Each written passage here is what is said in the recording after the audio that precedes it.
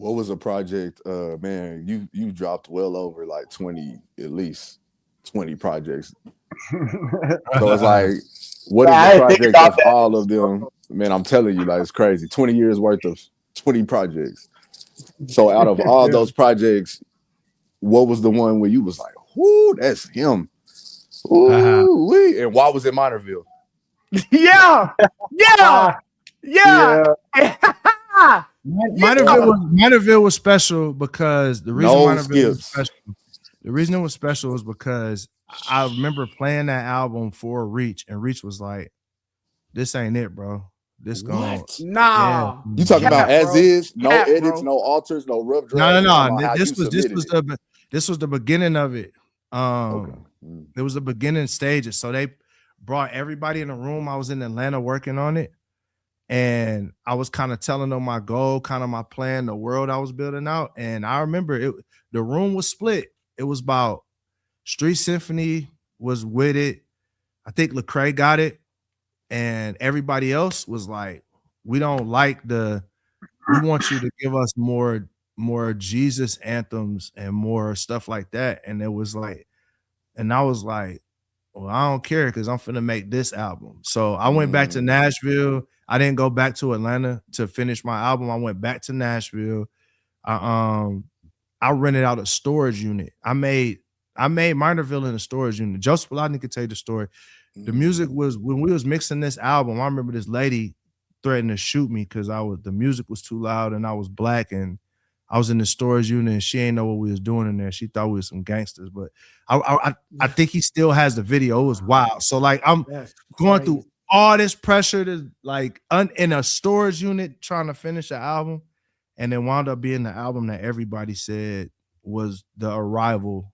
It was like an arrival album for me. But yeah, that album is special. There's something special on it. And I think a lot of it is just perseverance, bro. Like I just wasn't gonna let nobody tell me no.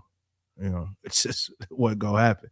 That one and Empire are the Empire, Yep. Minerville, and the Trap Mm. are the yeah. three albums that I'm Nah, for like, real. there's something that, and they all, I made every last one of them albums in hell. Like, not even Ooh. gonna lie. I was That's Every, crazy you say every that. That's album crazy that you I say made, that. I was in Yeah. hell yeah. when I made all I, three That's of them albums. crazy you Wow. say that. Because when I hear the Empire track, I think of like a walkout to a yeah, yeah. boxing match. I think of a boxer coming out, somebody like Floyd, somebody like AB, somebody that everybody hate. They don't want to see you in the spotlight. You a conqueror. That's the song I think of when I hear that. And then I was also gonna when ask about that. you Yeah, for talking sure, about because the that was trap, the first one. That was yeah, the and you first one post Reach. Was that the Yeah. first album post Reach Yep. after Reach Empire. Empire? Yep. So I really Empire, was gonna yeah. ask So about it that, sounded like like a that transition for real. From Yeah. working with Reach and true then comeback story.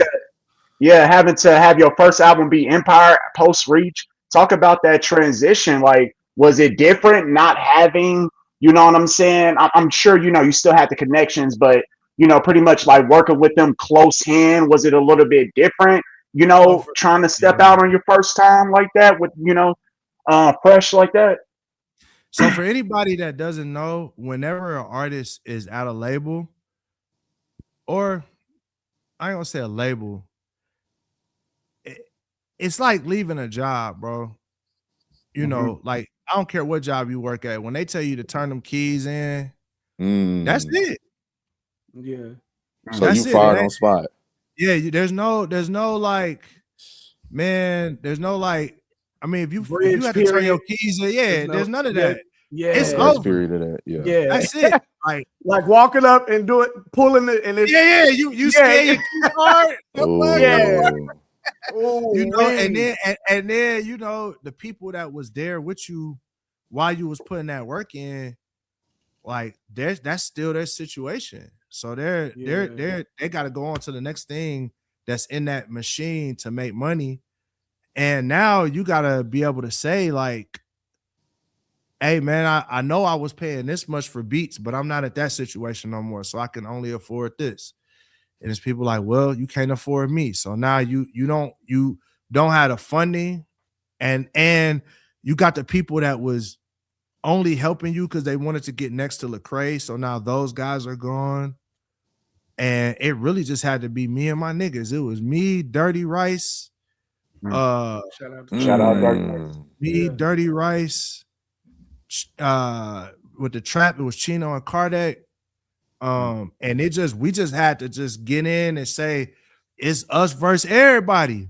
So with Empire, like Dirty, the thing is, the blessing is I came with me with talent. Like I brought Dirty Rice to me and Dirty Rice knew each other in college.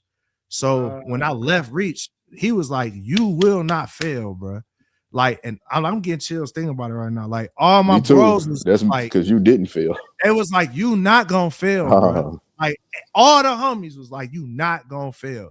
Like, Yeah. so it just was like, bro, when I told you I was rapping for my life, I was rapping for my life. Like I had to rap for my life, bro, probably for 4 years straight. Like it just was like there was no, because during that time also Cannon, who was our second biggest artist, fell off a bridge. Oh So yeah. it's me. Yeah. Recovery. Oh yeah, I remember that. Tony was going through some stuff. Chad was going through some stuff. Like it's literally me. It's on me. So I woke up every day and I had to look in the mirror and be like, "What kind of man are you?" And it's like I had to come down here and go dumb. Like that's just literally what that was. So nah, we felt that through the music, bro. Nah, real I wanted talk, to bro. specifically, speak on. I saw that in real life. Like it was like to me, bro. Hold on. Yeah, to me, bro, when you dropped after leaving Reach, bro, it was your FU moment, bro. It was like, you know, like this is what it is, and this is going to be the impact. Like now I can do this now, bro. So yeah, we heard it, bro. I had and it wasn't even for Reach as much as it was people were saying, "Oh, he gonna be washed. He don't got Reach. He gonna be washed." Like it was literally people that unfollowed me because I wasn't with Reach no more. Like they was just like, "You Crazy. ain't like." So Tribalism. I just was like, Crazy, I was like, "All right, say less." Yeah, let me get busy. Yeah, but that's and proceeded to go to Rocket Town and do your own album release. Yeah. That's what I wanted to speak on. I was there that night. I was living in Nashville. I was really more so living in Murfreesboro at that time because I went to SAE Institute in Nashville. But I was living, I was living in Nash at that time in that area, and I was at that show when you released the trap, and you had just announced signing Byron and them, and just seeing you vulnerable in that state where you was. I remember seeing you. You wasn't even like too far behind the stage. It was like a side view where we could see you stand on the stage, about to walk up the steps to, perform. And it's just like you got deep in the prayer, like, and it was one of them deep prayers where not to read your prayer or nothing like that, but you know how somebody make that face where they just, God, going through the motions, God protect me, God let me minister, versus, Lord, Father God, Lord, just come to me, let me speak, speak through me. I'm talking about one of them prayers where it's like you about to break out the handkerchief before you start performing. So I'm saying that to say, it was on you, like seeing you release that project, like you say, when you released the trap, seeing you release it in front of everybody, sharing it with Nashville while you were going through these things you're speaking of right now. Like I remember thinking about those moments and thinking, like, man, you know what people don't know about that day? What's that? Is that my wife got into a car accident and broke her back that very day during sound check. Wow. See, that's why I was fried, bro. Like what you were seeing was I was like, cause like literally, I had drove to Lebanon, and my wife was on the stretcher, literally in the bed, and I was like, I gotta go back. So it's like, she had literally got to a car accident on work. So it's like, I was in it. Yeah, I didn't want to drag that story, but that was really what I saw. And it even made me, kind of feel a different feeling. Like, I enjoyed the music after the fact, but seeing that moment where you had that before you had to hit the stage, you went through that, it made me kind of go outside. I ultimately kind of went outside before the show ended up speaking to Cannon for about 45 minutes, in which, like you say, that was around that time he got in that accident. And I could just feel the energy that y'all were all going through different things in y'all's lives. And speaking to that point, like y'all have not shied away from being transparent. Like, is that what reflection means when you say reflection music? Is that? I just gotta ask that. That wasn't a part of. Hey, that wasn't in my notes. That wasn't in my notes. But I had to ask you, that. I just had to ask. That really what it is. It's like reflect God, reflect greatness. Like that's the whole motto. It's like, man, my goal is to reflect what God has done in me, and you can't do that if you're gonna be fake. I just think that that's when you look at Christianity in general, but specifically Christian rap, we see a lot of dudes that's talking about stuff that ain't really even a real life. They just talking about what they think sound good or what they think is gonna help get them what's gonna help them hide the real them. And I never wanted to do that. I always wanted to, I want to die being me. I don't want to be nobody else. I like who God made me. I want to die being me.